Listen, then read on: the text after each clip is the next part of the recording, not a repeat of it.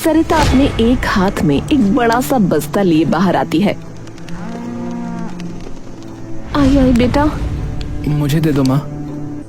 नितिन और सरिता घर से बाहर निकलकर उस घर को ताला लगा देते हैं और कुछ देर बस खड़े खड़े घर की ओर देखते रहते हैं, फिर चुपचाप वहाँ से चले जाते हैं। अरे सरिता बेटी, कहाँ चल दी? बस चाचा, अब अपने घर जा रही हूँ। अरे पर क्या हो गया? सरिता अपने मन का तूफान एक हंसी के पीछे थामे अपना सर झुका लेती है। चाचा, अब यहाँ ज्यादा कुछ बचा नहीं हमारे लिए। सर झुकाए वहाँ से सीधा बस अड्डे चली जाती है।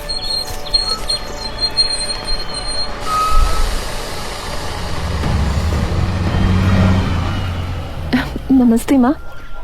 पारो जैसे ही सरिता की आवाज सुनती है, उसकी आंखें एकदम से खुल जाती हैं और जैसे वो सरिता को अपने सामने खड़ी देखती है, पारो अपनी छड़ी पकड़कर उठती है और सरिता को अपने गले से लगा लेती है। आ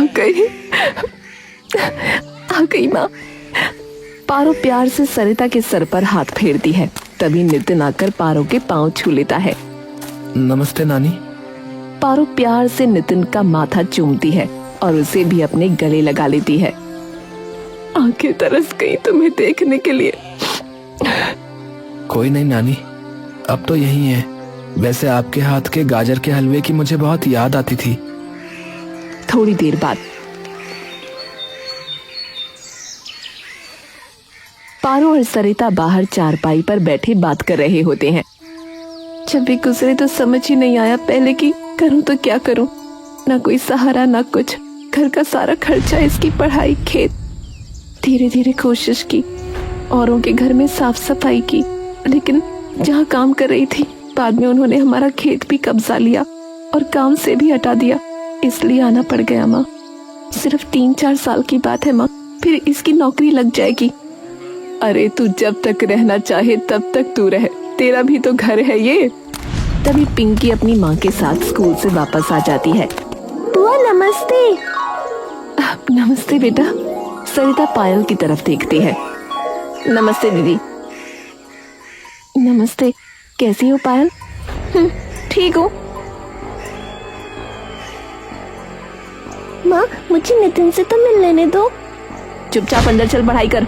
वैसे भी अब ये यहीं पड़े रहने वाले हैं। सरिता अपना सिर मायूसी से झुका लेती है।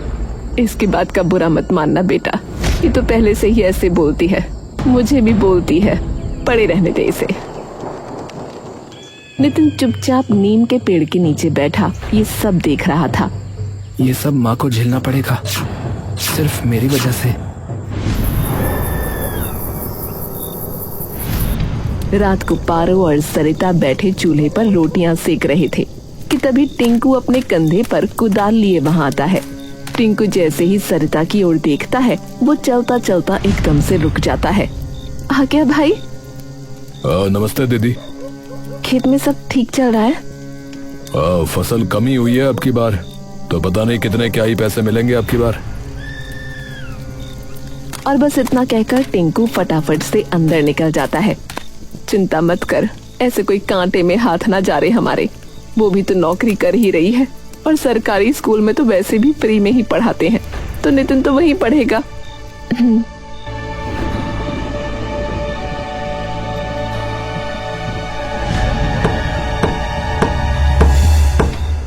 टिंकू उठकर दरवाजा खोलता है और देखता है कि सरिता बाहर खड़ी है। क्या हुआ? वो बात करनी थी कुछ। क्या? अंदर आ सकती हूँ? पायल ये सुनते ही अपना माथा मसलने लगती है। अच्छा आओ। सरिता आकर उन दोनों के सामने खड़ी हो जाती है। मुझे पता है कि मेरे यहाँ रहने से कुछ चीजें बदलेंगी, पर ये हमेशा के लिए नहीं है, सिर्फ 2-3 साल के लिए है, जब तक नितिन की नौकरी नहीं लग जाती। एक बार बस 12वीं पास हो जाए तो इसकी नौकरी की तैयारी करना शुरू कर देगा। तब तक मैं हमारे घर। आपका घर? मतलब यहाँ का जो भी काम है वो मैं कर लूंगी।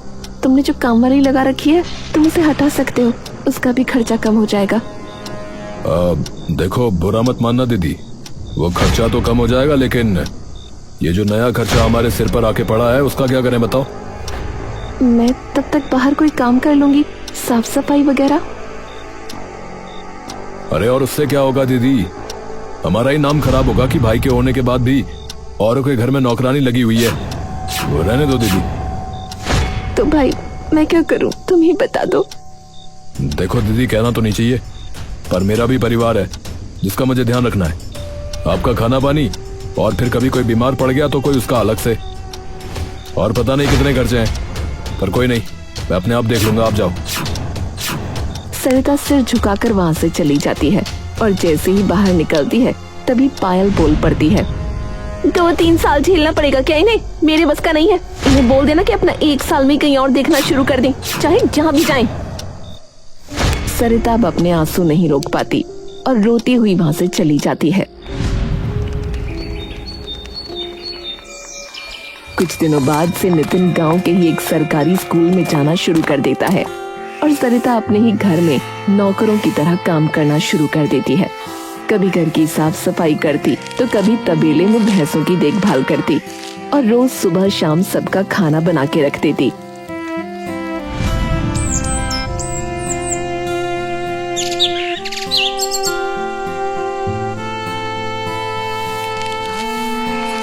पारो सरिता को तबेले की सफाई करते देख अपने आंसू नहीं थाम पाती। पारो ऊपर आसमान में देखकर अपने हाथ जोड़ लेती है। ये कौन सी रीत बना दी भगवान कि बाप का हाथ सर से हटने के बाद बेटी अपने भाई की भी सगी नहीं रही।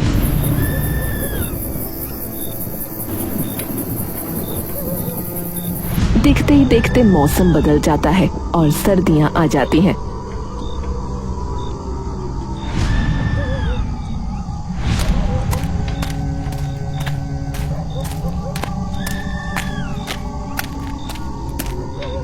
सुन, क्या हुआ? छोरे का गाजर का हलवा खाने का मन है तो कल बाजार जाके थोड़ी गाजर ले आना। अच्छा, और मिठाई वगैरह भी लानी हो तो उसके लिए भी बता दो। बड़ी बहन का छोरा है वो, उस बहन का जिसने बचपन से मुझसे ज्यादा पाला है तुझे। पूरा दिन उसी के चिपटा रहता था, लेकिन उसे एक बार कुछ नहीं कहा और अब एक बार खुद को देख ले। अरे ठीक है ना, ले आऊंगा। टिंकू गुस्से से ठिनकता हुआ अपने कमरे में चला जाता है। अरे इन्हीं का ठेका उठा रखा है। अब क्या हुआ है? अरे माँ है ना, कह रही है कि नितिन को गाजर का हलवा खाने का मन हो रहा है तो उसके लिए सब्जी ले आऊं। तुम्हारी माँ न सुधरेगी। पहले तो लड़ झगड़ के उन्हें बुला लिया यहाँ रहने और अब उन्हें सर पे चढ़ाना है। पता नहीं क्या बकवास है। कोई नहीं, कल मेरे साथ आ जाएगी उसकी माँ। मुझे पिंकी के लिए कपड़े लेने हैं बाजार से और सब्जी भी लेनी है तो थैले उठा लेगी। और वैसे भी उसी के बेटे को खाना है तो खुद ही ढोएगी।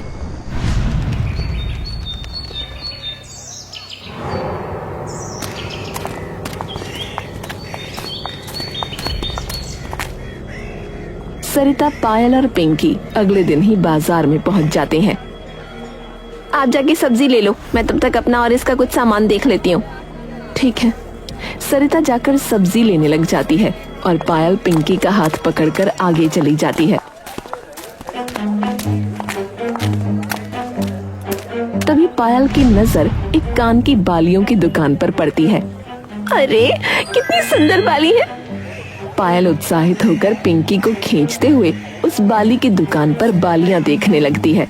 तभी पिंकी को बाजार की एक दुकान पर बहुत खूबसूरत सी एक ड्रेस लटकी दिखती है।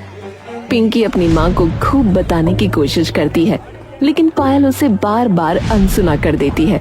थोड़ी देर बाद पिंकी परेशान होकर पायल का हाथ छुड़ा उस दुकान की ओर चल देती है। काफी देर उन बालियों को देखने के बाद पायल उनमें से कुछ बालियां निकालती है। ये कर देना भैया। जी बहन जी। पायल पलटकर देखती है तो उसे वहाँ पिंकी कहीं खड़ी हुई नहीं दिखती। हे भगवान, पिंकी! पायल के हाथ पांव एकदम से कांप जाते हैं। पायल इधर उधर पिंकी को ढूंढने लगती है। पिंकी, पिंकी! लेकिन पिंकी उससे काफी दूर खड़ी होती है। बाजार की भीड़ में उसे अपनी माँ की आवाज नहीं सुनाई देती। वहीं पायल उसे ढूंढते ढूंढते बाजार से बाहर निकल आती है। हे भगवान, कहाँ गई ये लड़की? पिंकी वापस उन बालियों की दुकान पर जाती है, लेकिन उसे पायल वहाँ नहीं दिखती। मम्मी कहाँ गई? पिंकी इधर उधर अपनी माँ को ढूंढने लगती है।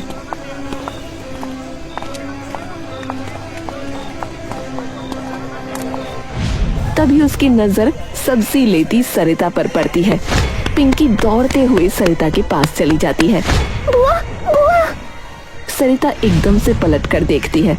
क्या हुआ? माँ पता नहीं कहाँ गई। कहाँ गई मतलब? तुम्हारे साथ ही तो थी। वो बालियाँ देख रही थी, मुझे एक ड्रेस दिखी तो मैं वहाँ चली गई। सोचा कि वापस आ जाऊंगी, लेकिन वापस आई तो वहाँ वो थी ही नहीं। कोई बात नहीं बेटा, यही होगी, डरो मत, हम ढूंढते हैं ना मिलकर। सरिता और पिंकी पूरा बाजार छान मारते हैं।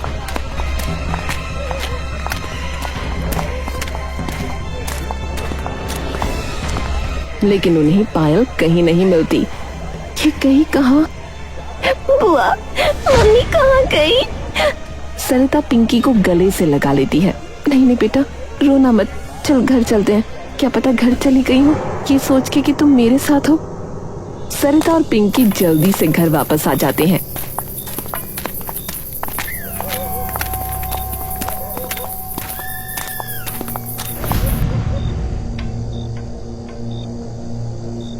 पारो उन दोनों के चेहरे देखकर एकदम से अपनी खाट से उठ खड़ी होती है। क्या हो गया? पायल आई है क्या घर? तभी टिंकू भी बाहर आ जाता है।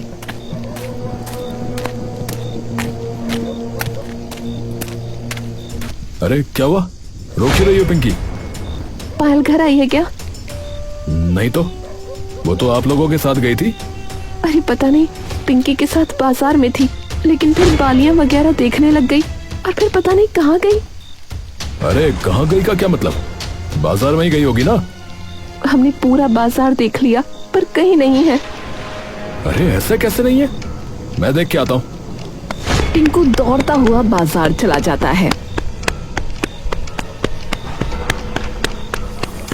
कुछ देर बाद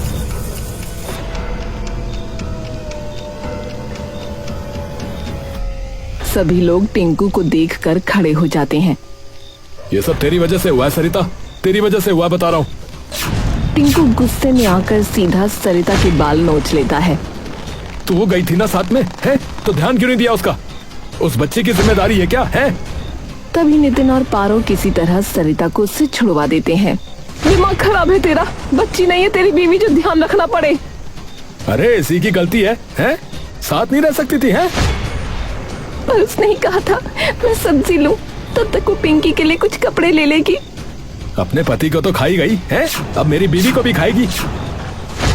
तुम इससे बात कर ले, बड़ी बहन है वो तेरी। अरे भाड़ में गई बड़ी बहन, मैं थाने जा रहा हूँ रिपोर्ट लिखवाने, बता रहा हूँ। और याद रखना कि अगर कुछ हो गया ना उसे तो तुझे छोड़ूंगा नहीं, मैं बता रहा हूँ, हाँ छोड़ूंगा नहीं। टिंकू गुस्से से बाहर थाने की ओर निकल जाता है। तभी नितिन अपनी माँ के पास आता है। माँ, आपको लगी तो नहीं? नहीं, ठीक हूँ मैं। माँ मैं वादा करता हूँ, एक दिन सब आपके कदमों में ला के रख दूंगा, तब किसी की हिम्मत भी नहीं होगी कि आपको हाथ लगाए। सरिता मुस्कुराकर नितिन को अपने गले से लगा लेती है। इतनी रात को किसका फोन है? सरिता दौड़ती हुई अंदर आती है और फोन उठा लेती है। बचाओ, बचाओ, टिंकू जी बचाओ। हेलो, हेलो पायल, पायल क्या हुआ पायल? हाँ भाई, अगर ये जिंदा चाहिए ना तो परसों तक 20 लाख रुपए ले आना, नहीं तो समझ जा फिर। और अगर पुलिस को बताया ना तो खेल खत्म समझना भाई। सरिता के हाथ से फोन नीचे छूट जाता है। क्या हुआ बेटा? पारो उसे खूब जोर जोर से हिलाती है, लेकिन सरिता के मुंह से एक शब्द नहीं निकलता। बेटा क्या हुआ? पायल को किसी ने अगवा कर लिया है। पारो एकदम से डरकर पीछे हो जाती है। उन्होंने कहा अगर छुड़वाना है तो 20 लाख रुपए दे दे। पारो बिखर कर जमीन पर गिर जाती है। हे भगवान, ये क्या हो गया? इतना पैसा कहाँ से लाएंगे अब? सरिता कुछ देर तक वहीं खड़ी रहती है और फिर कमरे से बाहर निकलकर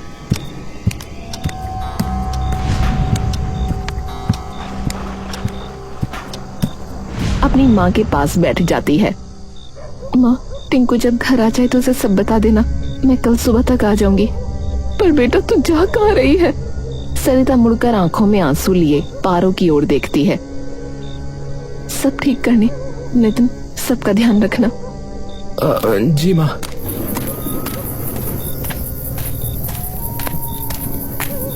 थोड़ी देर बाद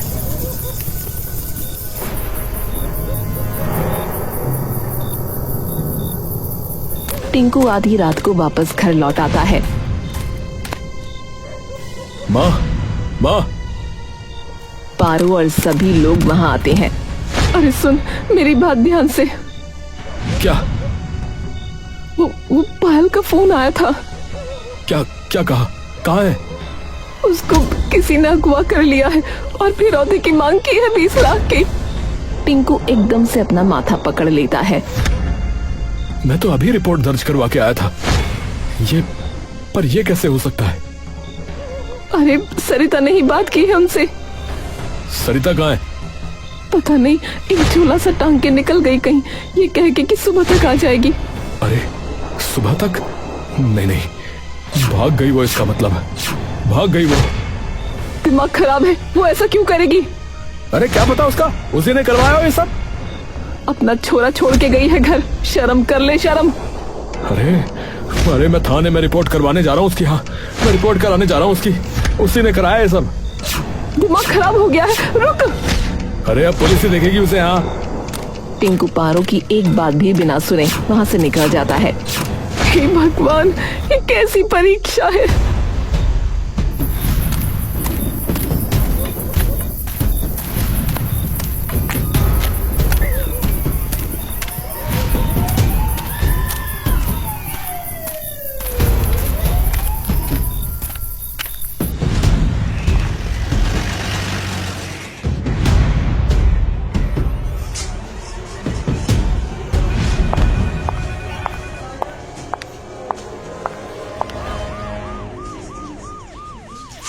देखिए, आप घर जाइए, ऐसे बैठे रहने से कुछ नहीं होगा। पर इंस्पेक्टर साहब, मेरी पत्नी, आप मेरी बहन का पता लगाओ ना। अरे कैसे बिना किसी सबूत के उसको गलत बता दें, बताइए। टिंकू। अरे आ गई, पकड़िए इसको, पकड़िए। क्या? हाँ, तू नहीं अगवा करवाया ना उसे? तू नहीं करवाया ना, बता। टिंकू, मैं ऐसा क्यों करूंगी?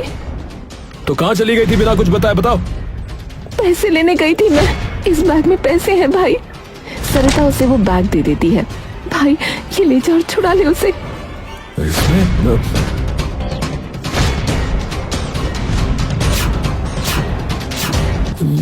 आप कहाँ से लेके आए ये? क्या फर्क पड़ता है इंस्पेक्टर साहब, आप साथ मत जाना। उन्होंने मना किया था कि पुलिस को ना बताएं। आप चिंता मत कीजिए, आप उन्हें फोन करके जगह का पता लगाइए कि फिरौती कहाँ देनी है। उनको बिल्कुल नहीं पता लगेगा कि हम आपके साथ हैं। ठीक है। टिंकू चुपचाप उन पैसों को देखता रहता है।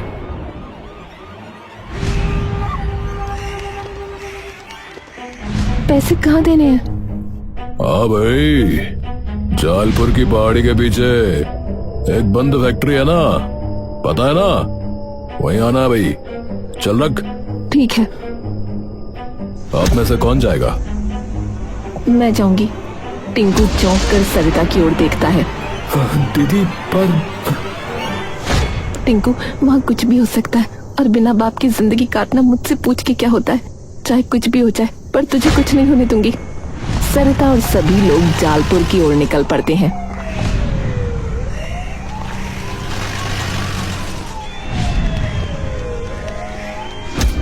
यहाँ से आपको अकेले ही जाना पड़ेगा, लेकिन चिंता बिल्कुल मत कीजिए, हम चारों ओर से इस जगह को घेर रहे हैं। आप जब तक अंदर जाकर मैडम को लाएंगी, तब तक हम वहां पहुंच चुके होंगे। ठीक है।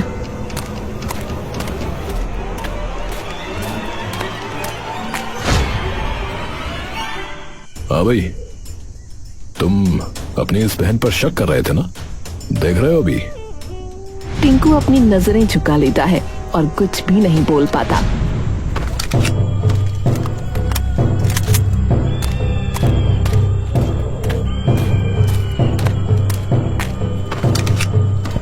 तभी एक गुंडा उसके सामने आ जाता है। अबे लुक! सरिता एकदम से रुक जाती है। गुंडा उसे ऊपर से नीचे तक देखता है। भाई सब ठीक है? हाँ भाई, आने दो।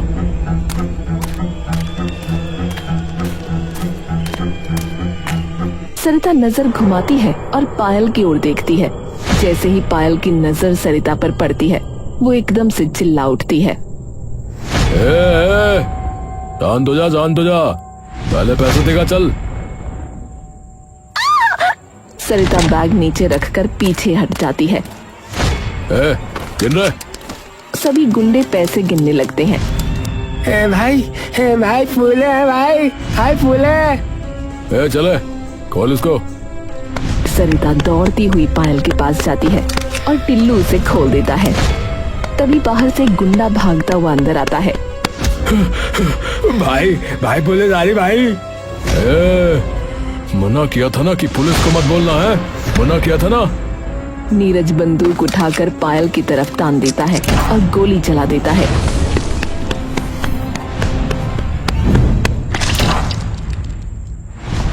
तभी पुलिस की गाड़ियां दरवाजा तोड़कर अंदर आ जाती हैं और एक ही बार में सबको ढेर कर देती हैं। पायल दौड़ते हुए सरिता की ओर आती है और उसका सिर अपनी गोद में रख लेती है। दीदी, दीदी, नहीं दीदी। तभी टिंकू वहां पहुंचता है और जैसे ही जमीन पर पड़ी सरिता पर उसकी नजर पड़ती है, उसकी आत्मा मानो कुछ पल के लिए जम सी जाती है। टिंकू दौड़ता हुआ सरिता के पास आता है।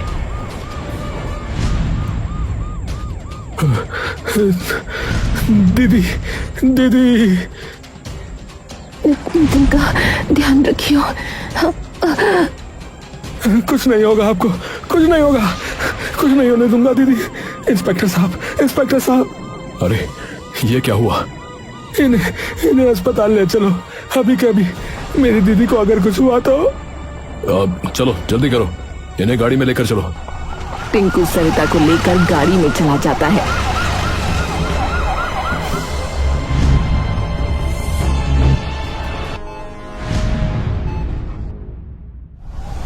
दीदी, मैं ना तुम्हें कुछ नहीं होने दूंगा कभी भी। तो जब भी जरूरत हो ना, मुझे बुला लेना। तुम जब कहोगी मैं तब आ जाऊंगा। ठीक है। दीदी हार गया आपका भाई।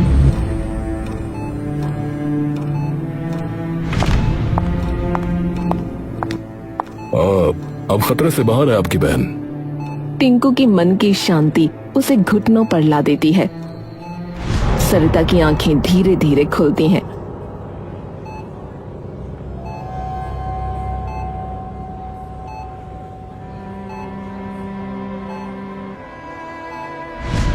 दीदी ठीक तो हो ना? मैं ठीक हूँ। पायल कैसी है? तभी दूसरी तरफ से पायल आती है।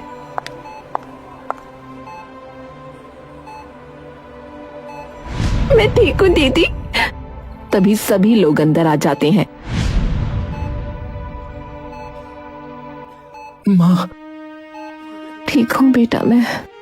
दीदी मुझे सच बताओ कि वो पैसे कहाँ से आए? अरे तू छोड़ ना। माँ, आपने घर बेच दिया ना? सरिता मुस्कुराकर नितिन की ओर देखती है। टिंकू उठकर जमीन पर बैठ जाता है और सिसक सिसक कर रोने लगता है और अपना माथा जोर जोर से पीटने लगता है। माँ ठीक कहती थी कि सच में घटिया हूं मैं, सच में घटिया हूं। और अभी नहीं, कब से मेरी बहन 3 साल से अकेले मर रही थी और मैंने जाकर झांका तक नहीं। दीदी मैं ना इतने के भी लायक नहीं हूं कि तुम्हारे पैरों में भी गिर सकूं दीदी। तुमने अपनी जान दांव पर लगा दी दीदी, और मैंने आके देखो ना कितनी बदतमीजी की। तुम्हारे बाल पकड़ के खींचे, ताने मारे। दीदी माफी भी कैसे मांगू दीदी? बुद्धू भाई है तू छोटा मेरा, मैं नहीं करूंगी तो कौन करेगा। उठ, चला मेरे पास। टिंकू रोते रोते सरिता के पास आता है। माफ कर दो दीदी, माफ कर दो मुझे। कोई नहीं, और अब तो मेरा कोई घर है ही नहीं, तो तुझे अपने घर पर ही रखना पड़ेगा। मेरा नहीं दीदी, मेरा नहीं, आपका, सिर्फ आपका, हमेशा के लिए। हाँ दीदी।